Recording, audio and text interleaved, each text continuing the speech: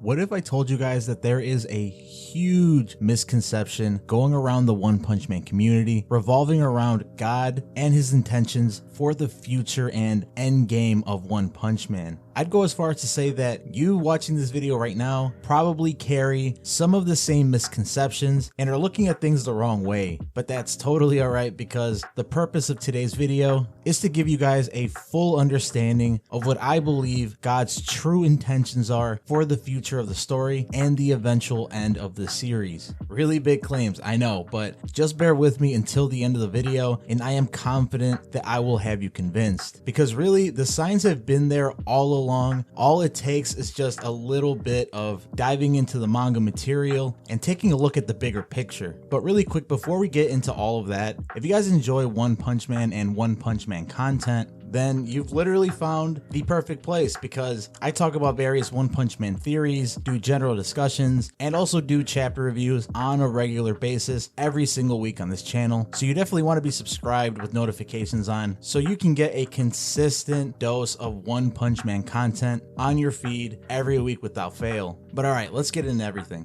So the idea for this video first started out when I went back and reread the entirety of the Monster Association arc. Seeing as how it's finally concluded, I thought it was worthwhile kind of going back and digesting the arc as a whole, kind of reading through all of it and kind of seeing what themes or consistent ideas I took away from everything that has happened. And that's when I realized a couple of glaring reveals by One and Murata that honestly were kind of hidden in plain sight. And it's kind of hard to notice these types of things because seeing as how, you know, when the Monster Association arc was still not over and we were just kind of following every other week, focusing on what happened in this week's chapter and then kind of theorizing what's going to happen in a chapter 2 weeks from now, it's kind of hard to kind of take a step back and look at the bigger picture and see some things that you might not have noticed to begin with. Well, this kind of happened with me when I was going through the arc and taking note of every instance that we see God or get a hint of his influence being injected into the story somehow. And by the end of it, I kind of had an epiphany, like where most people kind of assume that the goal of God is to find a worthy sacrifice to be able to resurrect him, as many of us kind of thought with the whole sequence with Orochi and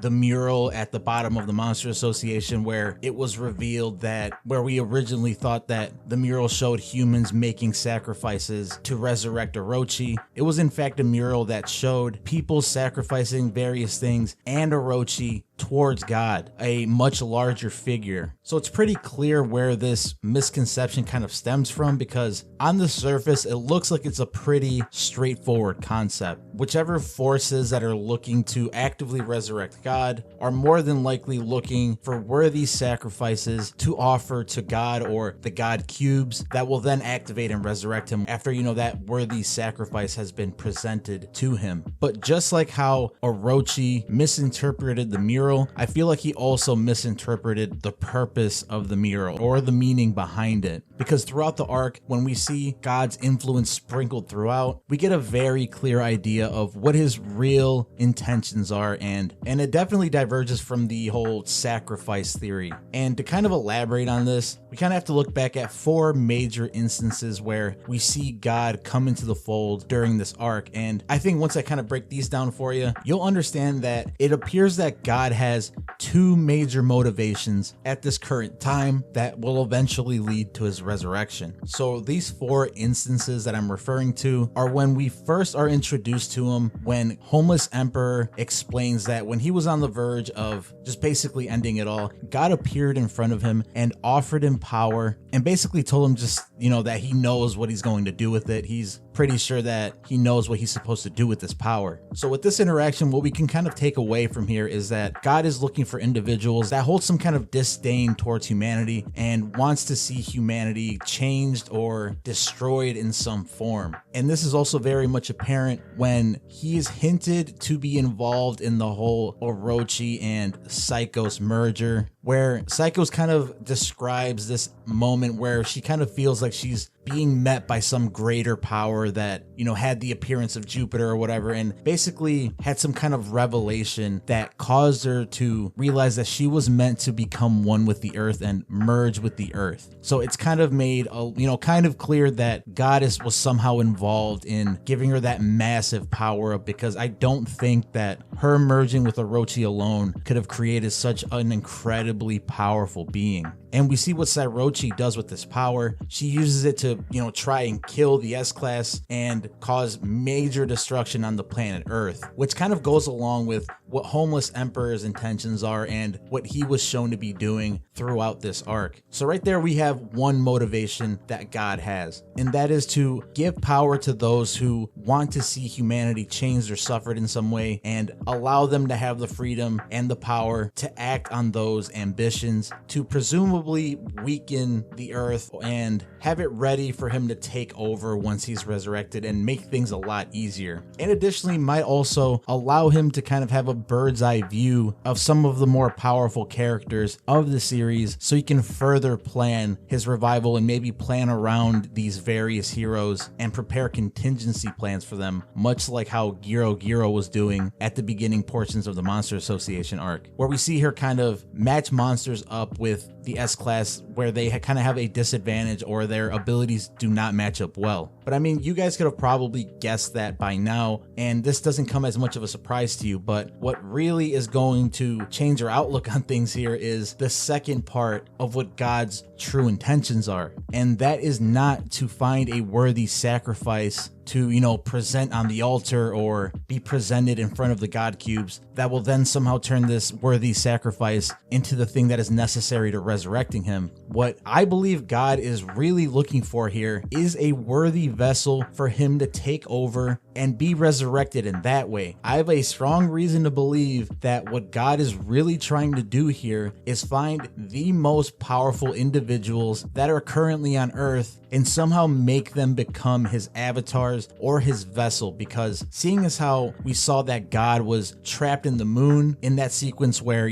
Blast and his squad send Saitama and Garo away to another planet, I find it very hard to believe that once God is resurrected, the moon is just kind of like going to break apart and God's just somehow going to, stand up in space and kind of float down towards Earth and just wreak havoc on everything. I mean, look at the size of him. He's enormous, and although that would be pretty crazy and amazing to see on a manga chapter, I just don't think this is a direction that Murata and One are going to go into to create a more engaging story. What I think is going to happen here is I think it's a lot more likely that God is going to find an avatar or a vessel, whatever you want to call it, to give him some kind of humanoid form and allow for some very engaging one-on-one combat with other heroes. And the reason I strongly believe this is in the two final interactions that we see with God, where we see him interact with both Tatsumaki and Garo. We see that in his interaction with Tatsumaki is, passed out on the ground and totally worn out by her battle with Sairochi and the Black S clones. She's then confronted by God, who takes the form of Blast and offers his hand to her and claims that he'll share some of his power with her so they can then defeat the monsters and get everything wrapped up. Of course, Tatsumaki doesn't fall for this, but the key here is seeing God physically offer a hand to Tatsumaki, which is something that I don't think we really saw up until that point with Homeless Emperor and Psychos. So right here, it seems that God is taking a much more hands-on approach and has a different intention with what he is trying to do with this person. And this also, of course, parallels to how when he is first introduced to Garo, he takes the form of Bang and again offers his hand to give him enough power to defeat Saitama. And he even goes as far as to say in this sequence that he wants to make Garo his avatar, or in other words, his vessel. Garo, of course, refuses, but simply touching God's hand gives him this amazing amount of power. And this little sequence kind of gets lost in the craziness of everything that's happening around it and what comes afterwards, because of course we get this huge Saitama versus Garo fight after that. But I think that things really come into light in this sequence, because this made it clear to me that God has two major objectives, and they are made very clear with how he goes about granting his power, where we see that with Psychos and Homeless Homeless Emperor, he was simply looking to give them power and let them kind of do what they will with it. Doesn't offer a hand, doesn't take the form of anybody particularly close to them, anything like that. Whereas with Psychos and Garo, he was looking for a much more hands-on approach, offering him his hand physically, and more than likely doing this because he is specifically looking to them to become his new vessel, where he didn't really have those intentions with the first two. Putting things all together, a good theory here might be that God is looking to grant power to some so that they can kind of wreak havoc, and those who have truly great power can stand up to them and defeat them, which will allow God to kind of identify who those are that truly possess an immense amount of natural given power, which will of course provide a much worthier vessel. Think of Psychos and Homeless Emperor as like the scouts that are sent out to find talent or something like that, and Tatsumaki and Garo are those generational talents that God is looking for. So with all that being said, I'm almost certain that this will not be the last time we see God take this kind of approach where he gives power to some to then look for those who he can find that can make worthy vessels and eventually find the right one that will resurrect him. Who that'll be, I don't really know. I mean, the jury's still out on whether Drive Knight has anything to do with this God stuff. Maybe he's going to end up being the vessel. Maybe that's why, you know, Drive Knight is gathering all of this information, all this intel, all these cells as samples to study so he can create or become the worthy vessel.